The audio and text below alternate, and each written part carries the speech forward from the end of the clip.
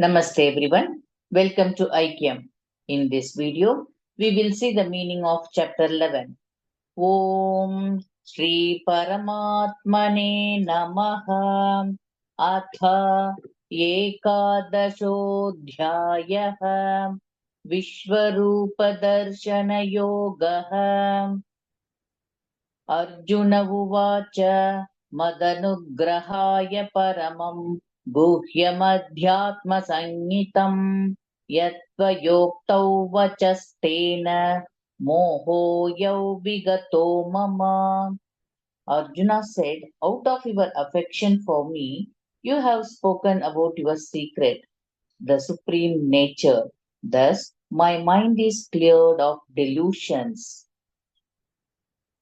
भवाप्ययौ हि भूतानां श्रुतौ विस्तरशो मया त्वत्तः कमलपत्राक्ष माहात्म्यमपि चाव्ययम्. O lotus-eyed one, I have heard in details from you about the origin and dissolution of all beings as well as of your everlasting magnificence. एवमेतद्यथार्थत्वम् आत्मानं परमेश्वर द्रष्टुमिच्छामि ते रूपम् ऐश्वरं पुरुषोत्तम. O Supreme Lord, I have seen the self of yours that you speak of. O Supreme Person, I wish to see your cosmic manifestations. मन्यसे यदि तच्छक्यं मया द्रष्टुमिति प्रभो योगेश्वर ततो मे त्वं दर्शयात्मानमव्ययम्. O Lord, if you think I am capable of beholding this, O Master of all mystic power, show me then your imperishable self.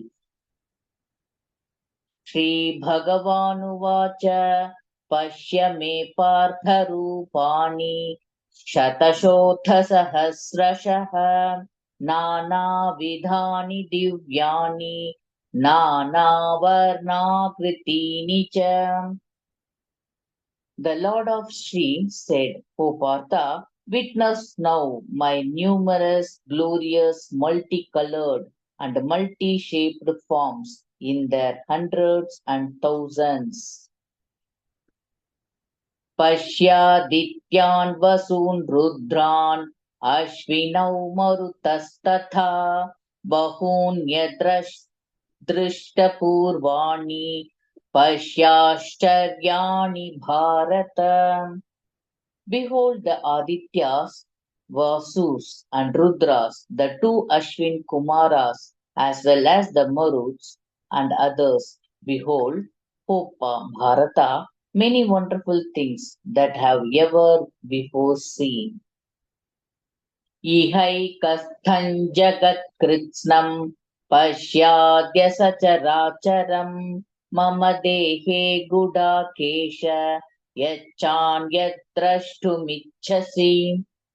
O Arjuna, behold the entire universe with the moving and unmoving in me, along with whatever else you wish to see. Natu mam shakyase drashtum anenaiva svachakshusha divyan dadami te chakshuhu pashyame yogamaishwaram.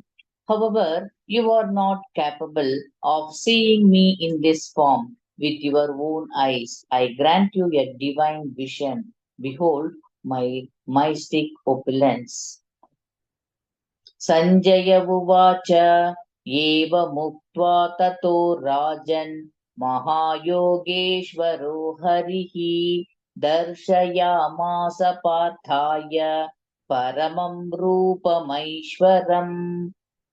Sanjaya said, having spoken in this way, O king, the supreme lord showed his opulent from form to Arjuna. Anekavaktranayam, anekadbhuta darshanam, anekadivyabharanam, Divyanekodhyatayudham. Arjuna saw in the form were many faces and eyes, many wonderful visions, divine ornaments, and divine weapons.